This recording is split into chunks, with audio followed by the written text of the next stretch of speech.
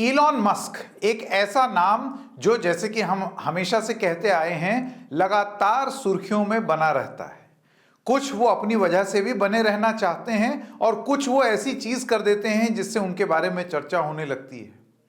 ताजा मामला हिंदुस्तान का है, जहां अपनी टेस्ला गाड़ी तो वो बेचेंगे ही बेचेंगे, उसके साथ साथ उनका जो एक अलग टाइप का इंटरनेट देने का प्लान है, यानी कि स्टार लिंक उपग्रह से इंटरनेट, वो भी सुर्खियों में आया।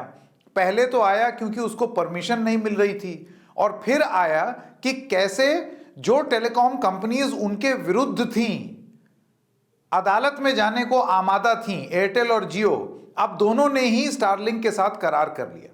लेकिन इस सब के बाद अगर हम ये सोचें कि इलॉन मस्क की एंट्री हिंदुस्तान में बहुत ही स्मूथ होगी, तो ऐसा नहीं है। बीच में आड़े आएगी हिंदुस्तान के बाबू, यानी कि हिंदुस्तान की ब्यूरोक्रेसी। क्या है यह पूरा मामला, आइए आपको बताते हैं। नमस्कार, मेरा नाम है संकेत उपाध्याय और आप देख रहे हैं इशारों इशारों में। तो ये एक खबर है जो कि आप देख सकते हैं आपकी स्क्रीन पर। मल्टीपल रिपोर्ट्स आई हैं जो ये बताती हैं कि TRAI में restrict Starlink to mobile dark regions. इसका मतलब क्या हुआ? इसका मतलब ये हुआ कि आप भले ही आ जाएं, आप भले ही तमाम तरीके की बातें करें, चाहे जितने करार कर लें, telecom regulatory authority of India, यानी कि वो एजेंसी जो मुख्य रूप से रेगुलेट करती है इस पूरे सेक्टर को, टेलीकॉम सेक्टर को, TRAI का ये मानना है कि स्टारलिंक अगर आएगा तो सबसे पहले अपना यंत्र वो वहां चलाए जहां पर न मोबाइल है, न मोबाइल का टावर है, न ब्रॉडबैंड है। तो ऐसी जगहों पर आप अपना पहले डिवाइस बेचिए। यानी कि कहां तो इलॉन मस्क सपने देख रहे होंगे कि वाओ, मैं हिंदुस्तान जाऊंगा, हिंदुस्तान की इतनी बड़ी मार्केट मेरे लिए फाइनली खुल रही है, और दो बड़ी बड़ी कंपनियों से उन्होंने करार भी कर लिया। लेकिन TRAI का सुझाव अब ये है, हालांकि इस पे बातचीत चल रही है, तो ये फाइनल बात नहीं है, इवेंचुअली तो सरकार तय करेगी। TRAI का काम होता है सुझाव देना। TRAI का सुझाव ये है कि पहले तो बच्चों तुम ऐसी जगहों पर जाओ जहां पर कोई नेटवर्क नहीं है, कोई टावर नहीं है, तुम्हारा उपग्रह से इंटरनेट हर जगह चलता है ना, तो ऐसे जगह पर पहले चलाओ। अब ये क्या इलॉन मस्क को मंजूर होगा? क्योंकि वो इतना बड़ा अपनी व्यवस्था और सब कुछ ले करके आएंगे सिर्फ डार्क जोन के लिए, मतलब गांव देहात में या पहाड़ों में या कुछ ऐसी ऐसी जगहों पर जहां टावर नहीं चलते हैं, सिर्फ वहीं पर वो अपनी भूमिका निभाएंगे।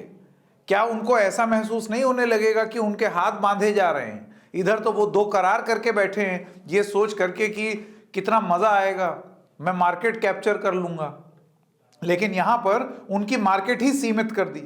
दूसरी जरूरी बात, आप जानते हैं कि Amazon काइपर और स्टारलिंक बेसिकली क्या करते हैं, इन अ नटशेल फिर से बताते हैं आपको। तो ये एक इतना बड़ा डिवाइस होता है और उसको आप जब खरीदेंगे तो उसको छत पर खुले में आप रखिए और फिर मोबाइल के ऐप से उसको पेयर कीजिए। वो अपने आप ऐसे ऐसे यूं यूं घूमता है और अपने आप को सैटेलाइट से कनेक्ट कर लेता है और कहीं भी आपको इंटरनेट मिल सकता है। पहाड़ों में हैं आप, खुला आसमान होना चाहिए, आपको इंटरनेट मिल जाएगा। शहर में आप घर के एकदम बाहर छत पर या कहीं उसको लगा दीजिए, वो अपना मुंह ऊपर की ओर करके आपको इंटरनेट दे देगा। ऐसे अलग अलग आप सोचिए, अगर कोई समुंदर में है और वहां पर अगर आप उपग्रह से कनेक्ट करना चाहते हैं तो आप वो भी कर सकते हैं। दुनिया जहां किसी द्वीप में है जहां कोई इंटरनेट ही नहीं है, वहां पर भी ये चलेगा, क्योंकि ये सैटेलाइट यूज करता है, ये टावर इस्तेमाल नहीं करता। लेकिन यहीं इसके लिए एक मुसीबत भी आती है, और वही दूसरी बात हम बताना चाह रहे थे। जिस टेक्नोलॉजी का पूरा मकसद ही ये है कि आप उसको उठा के अपने साथ कहीं भी ले जाइए, थोड़ा सा बड़ा है, मोबाइल की तरह नहीं है, लेकिन आप दूर गांव देहात कहीं आप ट्रैवल कर रहे हैं, पहाड़ों में जा रहे हैं, तो अपने साथ उसको ले जाते हैं। अब अगर ट्राई ये बोल देगा TRAI कि आप उसको सिर्फ ऐसे ही जगहों पर लेकर के जाइए जहां पर कोई नेटवर्क नहीं है, तो ये तो आपने जो ग्राहक भी उसको खरीदेंगे उनका इस्तेमाल बहुत सीमित कर दिया। तो ऐसे में लोग इसको खरीदेंगे क्यों, इस टेक्नोलॉजी में निवेश क्यों करेंगे? तीसरी जरूरी बात, ये टेक्नोलॉजी बहुत महंगी है। आपको ये बता दें कि कुछ रिपोर्ट्स ये बताती हैं कि शुरुआत में 50 से 200 MBPS के ब्रॉडबैंड कनेक्शन, जिसमें एयरटेल और जियो का अगर आप लेंगे प्लान, तो 11 से 15 हजार रुपए एनुअली उसका दाम होता है। मैं 50 MBPS की स्पीड की बात कर रहा हूं, लोएस्ट। वो आप 50 से 200 MBPS की स्पीड लेंगे तो 15,000 सालाना आपको खर्चा होगा। आप जानते हैं कि यही चीज अगर आप इलॉन मस्क की स्टारलिंक से लेंगे तो सबसे पहले तो वो, क्योंकि वो सब उनका गाजा बाजा, जितना पूरा डिब्बा बक्सा, जितना इंफ्रास्ट्रक्चर है, उसका अप फ्रंट कॉस्ट 52,242 रुपीज है। आप सोच सकते हैं, सीधा अपफ्रंट इतना पैसा लगेगा। और इसके बाद मंथली खर्चा उतना है जितना एयरटेल और जियो के ब्रॉडबैंड का साल का खर्चा है, उतना ही इंटरनेट पाने का, यानी कि लगभग 10,500 रुपए मंथली। तो मासिक अगर कोई 10,500 रुपए देगा और शुरुआत में 52,242, तो आप अंदाजा लगा लीजिए, एक रफ एस्टिमेट कुछ अखबारों ने लगाया है कि 2,15,600 रुपए इंटरनेट पर ही खर्च होगा। अब ये आम लोग तो ले नहीं सकते इतनी महंगी टेक्नोलॉजी। ये लेगा कौन? बड़े बड़े कॉरपोरेट घराने, या कोई स्कूल, या फिर कोई इंडियन रेलवेज, जैसे अश्विनी वैष्णव ने स्वागत कर दिया था, बाद में ट्वीट डिलीट कर दिया। तो ये सारी चीजें हैं बहुत इंटरेस्टिंग। अब आपने इसका यूज ही लिमिट कर दिया है। एयरटेल ने अपनी प्रेस रिलीज में भी ये चीज साफ साफ बताई कि हम जो करार कर रहे हैं वो बड़े बड़े जैसे स्कूल हो गए, इंस्टीट्यूट्स हो गए, हम उन्हीं को बेचेंगे। जियो एक कदम आगे चला गया। जियो ने यह कहा कि इससे हम अपना नेटवर्क सुधारेंगे, यानी कि हर इंसान करार करके अपना अपना गेम खेल रहा है। एयरटेल की बोली हुई बात TRAI की बोली हुई बात से बहुत ज्यादा मेल खाती है। जियो इसको इस्तेमाल करना चाहता है अपना नेटवर्क आगे बढ़ाने के लिए। क्या यह मंजूर होगा स्टारलिंक को? क्या वो किसी और के नेटवर्क को भला करने के लिए यहां पर आ रहे हैं? अंत में तो वो बिजनेसमैन है ना, तो ये एक बड़ी बात होगी और ये इंटरेस्टिंग होगा कि वो इसको कैसे पूरा करेंगे। इसी के साथ साथ आप जानते हैं कि तमाम राजनीतिक दल वो सवाल भी पूछ रहे हैं इस पूरी टेक्नोलॉजी को लेकर के। जैसे कि जयराम रमेश ट्विटर पे उनका ये कहना है, who will have the power to switch connectivity on और off when national security demands it, Starlink और इंडियन पार्टनर्स। उनका ये कहना है कि अगर जरूरत पड़ी, कल को कोई राष्ट्रीय सुरक्षा से जुड़ा हुआ मामला आ गया, तो एयरटेल और जियो को पकड़ें या फिर स्टारलिंक को पकड़ें। स्टारलिंक तो बाहर की कंपनी है, वो इंटरनेट थोड़ी बंद करेगा, वो तो अपना इंटरनेट चलाता रहेगा। तो फिर ये चीज सरकार क्यों नहीं बताती है? इसके अलावा CPM, कम्युनिस्ट पार्टी मार्क्सिस्ट, वो क्या कह रही है आप ये सुनिए। Any private deal for allocating spectrum would be a violation of the law of the land. Jio, Airtel and Starlink coming together to form a cartel to dominate satellite spectrum use will be at the cost of millions of telecom subscribers in India.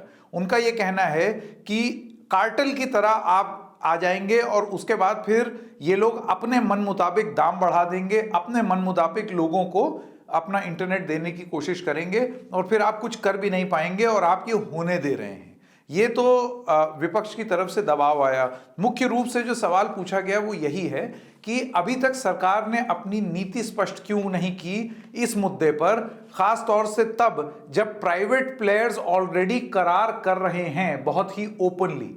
ये एक बहुत important मुद्दा है जो उठने लगा है।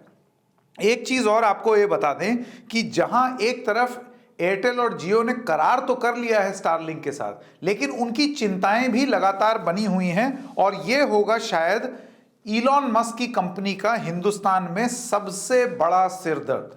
The mint अखबार की यह रिपोर्ट देखिए जो ये कहती है कि स्टारलिंक ने हिंदुस्तान में ये मांगा था और ये चाहा था कि उनको सेटअप करने के लिए 20 साल के लिए सैटेलाइट स्पेक्ट्रम मिले, लेकिन सरकार जिस तरीके से अभी उसका रवैया है या जो ये रिपोर्ट्स आ रही हैं, ऐसा लगता है कि सरकार ये सोच रही है कि ये चीज 20 साल के लिए नहीं, सिर्फ 5 साल का परमिट ही दिया जाएगा।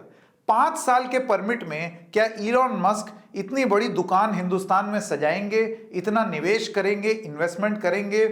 हम जानते हैं करार तो अभी हुआ है, गलबहियां तो अभी हो रही है जियो और स्टारलिंक के बीच में, लेकिन एक वक्त ऐसा था जब जियो को घंघोर नफरत थी स्टारलिंक के हिंदुस्तान आने में, और उस समय जियो का यह कहना था कि इनको 3 साल से ज्यादा का समय मत दो, और दूसरी चीज ये कि इनको ऐसे मुफ्त में स्पेक्ट्रम उठा करके मत दो, हमें भी स्पेक्ट्रम दो, नीलामी करो जैसे 3G 4G 5G की होती है, यूं ही क्यों उठा करके दे रहे हैं। उस पर सरकार का यह कहना था कि इंटरनेशनल टेलीकॉम यूनियन के सिग्नेटरीज हैं, इस संधि पर हमने साइन किया हुआ है जिसमें कुछ सैटेलाइट स्पेक्ट्रम हम लोगों को आवंटित करना होगा और लोगों के लिए उसकी नीलामी हम लोग नहीं कर सकते। तो ये एक बात थी जो फाइनली इन प्लेयर्स को समझाई गई। तो फिर पहले तो ये आपत्ति कर रहे थे, ये कह रहे थे कि 3 साल से ज्यादा टाइम उनको मत दो, और अब उन्होंने ही करार कर लिया है जैसे जियो और एयरटेल।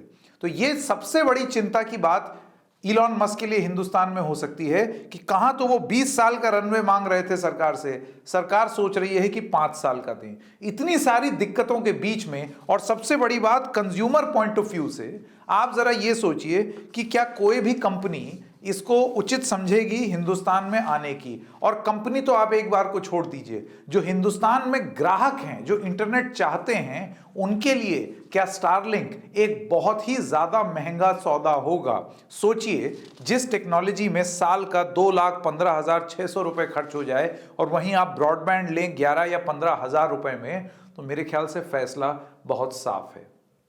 आगे क्या होगा हम देखेंगे। इशारों इशारों में इतना ही, फिर मिलेंगे किसी और मुद्दे के साथ, तब तक के लिए नमस्कार।